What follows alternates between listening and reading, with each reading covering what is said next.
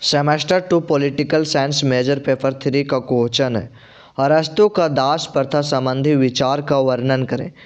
या इसी को दूसरे तरीका से लिख सकता है कि अरस्तु द्वारा प्रतिपादित दासता संबंधी विचार का वर्णन करें। जब ये दोनों क्वेश्चन में कोई एक रहेगा तो हम इसका उत्तर इस प्रकार से देंगे। सबसे पहले दास प्रथा का अर्थ एवं परिभाषा को जानेंगे। तो आइए जानते हैं। अरस्तु प्राचीन यूनान के एक बहुत बड़े दार्शनिक थे जिन्हें राजनीतिक विज्ञान का पिता माना जाता है। अरस्तु को राजनीतिक विज्ञान का पिता माना जाता है। उन्होंने अपनी किताब पॉलिटिक्स के पहले हिस्से में दास प्रथा यानी कि गुलामी व्यवस्था के बारे में विस्तार से बताया। जो उन्होंने पॉलिटिक्स बुक लिखा उसके पहले हिस्से में ही गुलामी व्यवस्था के बारे में बताया। पुराने समय में गुलामी की यह परंपरा दुनिया की लगभग सभी बड़ी सभ्यताओं में किसी न किसी रूप में मौजूद थी। प्राचीन यूनान समाज में इनसे अलग नहीं था। जो प्राचीन यूनान का समाज था यह गुलामी व्यवस्था से अलग नहीं था। वहाँ का सामाजिक आर्थिक जीवन काफ़ी हद तक दासों के कामकाज पर टिका हुआ था। यानी कि जो वहाँ प्राचीन समय में वहाँ के कामकाज किस पर टिका हुआ था, तो दासों यानी कि गुलामों पर ही टिका हुआ था ज़्यादातर काम। इसी माहौल के देखते हुए अरस्तु ने दास प्रथा पर अपने विचार दिए और इसी माहौल को जब अरस्तु ने देखा तो दास प्रथा के बारे में अपना विचार दिया। अपनी किताब पॉलिटिक्स में उन्होंने इस प्रथा को गहराई से वर्णन करते हुए कहा है कि दास वह व्यक्ति है जिसका खुद पर कोई अधिकार नहीं होता है। अरस्तु के अनुसार दास कौन है? जो जिस व्यक्ति का खुद पर कोई अधिकार नहीं होता है बल्कि वह अपने मालिक के अधीन होता है। अरस्तु ने दास को एक जीवित औजार कहा है। इसका मतलब है कि जैसे हम काम के लिए अलग अलग औजार का इस्तेमाल करते हैं वैसे ही दास एक जीवित साधन है जिसका उपयोग मालिक के द्वारा अपनी ज़रूरतों और घर के काम को पूरा करने के लिए किया जाता है। इस तरह से अरस्तु दासों को आज़ाद इंसान ना मानकर उन्हें मालिक की एक निजी संपत्ति की देखते हैं। दास प्रथा का आधार। अरस्तु ने दास प्रथा को प्राकृतिक नियम के आधार पर सही माना है। उनका कहना है कि प्राकृतिक ने सभी इंसानों को एक जैसा नहीं बनाया है। कुछ लोग जन्म से ही बुद्धिमान और कुछ लोग समझदार होते हैं जिनमें दूसरों पर शासन करने की योग्य होती है, जबकि कुछ लोग ऐसे होते हैं जिनमें खुद के फैसले लेने या गहराई से सोचने की शक्ति नहीं होती है। ऐसे लोग केवल शारीरिक मेहनत करने और दूसरों के आदेशों को मानने के लायक ही होते हैं। अरस्तु का मानना है जिन लोगों को सोचने और समझने की शक्ति कमी होती है वे अपना जीवन खुद सही ढंग से नहीं चला सकते हैं। इसलिए उनके लिए यही बेहतर है कि वे किसी बुद्धिमान मालिक की देखरेख में काम करें। इसी सोच के आधार पर उन्होंने कहा कि कुछ लोग जन्म से ही दास होते हैं और कुछ लोग जन्म से ही स्वामी होते हैं यानी कि मालिक होते हैं। उनके अनुसार यह व्यवस्था केवल स्वामी के लिए नहीं बल्कि दास के लिए भी हितकारी होता है। इस तरह से अरस्तु ने दास प्रथा को प्राकृतिक, जरूरी और पूरी तरह से उचित मानते हैं। दास के प्रकार। अरस्तु ने दासों को मुख्यतः दो वर्गों में विभाजित किया है। पहला है प्राकृतिक दास। इसमें वे लोग होते हैं जिनमें दिमाग या बुद्धि के मुकाबले शरीर की ताकत ज़्यादा होती है। ऐसे व्यक्ति मालिक के आदेश को तो समझ सकते हैं लेकिन खुद से कोई बड़ा फैसला नहीं ले सकते हैं।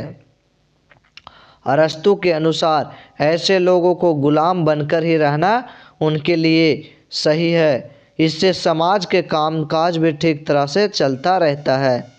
दूसरा है कानूनी या पारंपरिक दास। इस श्रेणी में वे लोग आते हैं जिन्हें युद्ध में हारने के बाद जबरदस्ती गुलाम बना लिया जाता है। अरस्तु ने इस तरह की गुलामी को पूरी तरह से सही नहीं मानते। उनका कहना है कि सिर्फ युद्ध में हार जाने की वजह से कोई व्यक्ति कुदरती तौर पर गुलाम नहीं हो जाता है। हो सकता है कि हारने वाला व्यक्ति बुद्धिमान हो। इस बात से यह साफ होता है कि अरस्तु भले ही दास प्रथा के पक्ष में थे लेकिन वे इसमें भी कुछ नैतिक नियम और सीमाएं को जरूरी मानते थे। मालिक और दास का संबंध। अरस्तु के अनुसार मालिक और दास का संबंध क्या होना चाहिए? तो अरस्तु के अनुसार मालिक और दास का रिश्ता आदेश देने वाले और आदेश मानने वाले जैसा होता है। मालिक बुद्धि, साझेदारी और सही रास्ता दिखाने का प्रतीक है, जबकि दास मेहनत, काम और का प्रतीक है। अरस्तु के रिश्ते की तुलना शरीर की आत्मा के रिश्ते से करते हैं। जैसे आत्मा हमारे शरीर को चलाती और नियंत्रित करती है, वैसे ही मालिक दास को संभालता है और निर्देशित करता है। अरस्तु का मानना था कि एक अच्छे मालिक को अपने दास के साथ बहुत बुरा या बेरहम बर्ताव नहीं करना चाहिए, बल्कि उसे दास के बुनियादी ज़रूरतों को जैसे खाना, रहना का ख्याल रखना चाहिए। इसके बावजूद भी यह रिश्ता बराबरी का नहीं होता। दास को समाज या राजनीतिक में कोई अधिकार नहीं दिए जाते हैं। उनका सबसे मुख्य काम होता है अपने मालिक की हर आज्ञा को पालन करना होता है। दास प्रथा की सामाजिक और राजनीतिक महत्व, यानी कि दास प्रथा था, उसका सामाजिक और राजनीति में क्या महत्व है? अरस्तु का मानना था कि राज्य में सुख, शांति और व्यवस्था बनाए रखने के लिए दास प्रथा बहुत आवश्यक है। उनके अनुसार अगर देश के मुख्य नागरिकों को अगर दिन भर मेहनत मजदूरी के कामों में लगा रहना पड़ेगा, तो उनके पास राजनीति या समाज सेवा और ज्ञान विज्ञान की बातों के लिए समय नहीं बचेगा। जब दास घर और बाहर के कठिन कामों को संभाल लेते हैं, तो नागरिकों को फुर्सत या खाली समय मिलता है। इसी समय का उपयोग करके वे राज्य के विकास और उसे बेहतर बनाने में सोच पाते। इस तरह से अरस्तु के नज़र में दास प्रथा केवल एक सामाजिक व्यवस्था नहीं थी, बल्कि यह राज्य की उन्नति और संस्कृति को ऊंचाइयों पर ले जाने का एक जरिया था। यानी इनके अनुसार नागरिक, मुख्य नागरिक किसे कहा गया है? जो बुद्धिमान व्यक्ति हो, जिसमें सोचने समझने की क्षमता हो। उनका कहना है, अरस्तु का कहना है कि जिन्हें ज़्यादा सोचने विचारने की क्षमता है वे देश के हित में काम करें, और जिन्हें कम बुद्धि है वे केवल मेहनत मजदूरी का काम करें, वे खेती बाड़ी का काम को ही संभाले, बाकी सब राजनीति से उन्हें कोई लेना देना नहीं है। राजनीतिक की जिम्मेवारी मुख्य नागरिकों की होगी, तो इससे राज्य की उन्नति और बढ़ेगी। अरस्तु के दास प्रथा संबंधी विचारों की आलोचना। पहला, समानता के अधिकार के खिलाफ। आज के समय में यह माना जाता है कि हर इंसान जन्म से आज़ाद है, सबको बराबर अधिकार मिलना चाहिए। अरस्तु का यह विचार कि कुछ लोग जन्म से ही गुलाम होते हैं, इंसानियत और बराबरी के बिल्कुल खिलाफ है। दूसरा है शोषण को सही ठहराना। अरस्तु ने गुलामी को प्राकृतिक यानी कि कुदरती बताकर एक तरह से लोगों पर होने वाले जुल्म और उनके शोषण को सही ठहराने की कोशिश की है, जो एक नैतिक रूप से बहुत गलत है। तीसरा है बुद्धि का आधार बनाना गलत। किसी व्यक्ति को कम बुद्धि या शारीरिक बनावट के आधार पर उसे गुलामी घोषित कर देना पूरी तरह से अन्यायपूर्ण और या मानवीय है। हर इंसान में सीखने और आगे बढ़ने की क्षमता होती है। चौथा है लोकतंत्र के विरुद्ध। आज की लोकतांत्रिक व्यवस्था हर नागरिक अपनी बात को कहने, स्वतंत्र रहने का हक।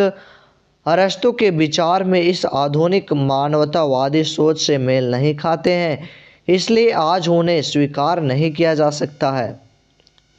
पांचवा, इंसान को वस्तु समझना। अरस्तु ने दास को एक औजार या संपत्ति माना है। किसी जीवित इंसान की तुलना हम किसी निर्जीव सामान से करना ये मानवता के लिए बिल्कुल अपमान है।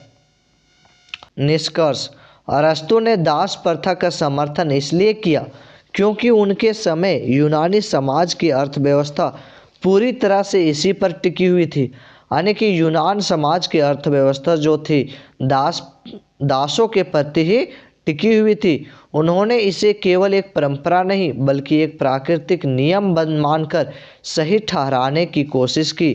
लेकिन आज के वैज्ञानिक और लोकतांत्रिक युग में अरस्तु का ये विचार पूरी तरह से गलत और अमानवीय लगते हैं, क्योंकि आज हम जानते हैं कि हर इंसान बराबर है, किसी को भी योजार समझना बिल्कुल गलत है। लेकिन इतिहास के नज़रिए से देखें तो अरस्तू के विचार हमें यह समझने में मदद करते हैं कि उस दौर में भी बड़े बड़े विद्वान भी मौजूद थे जो उनकी अपनी सामाजिक सीमाओं से बंधे हुए थे, और कैसे उस समय शोषण को भी तर्क की कसौटी पर सही साबित करने की कोशिश की जाती थी।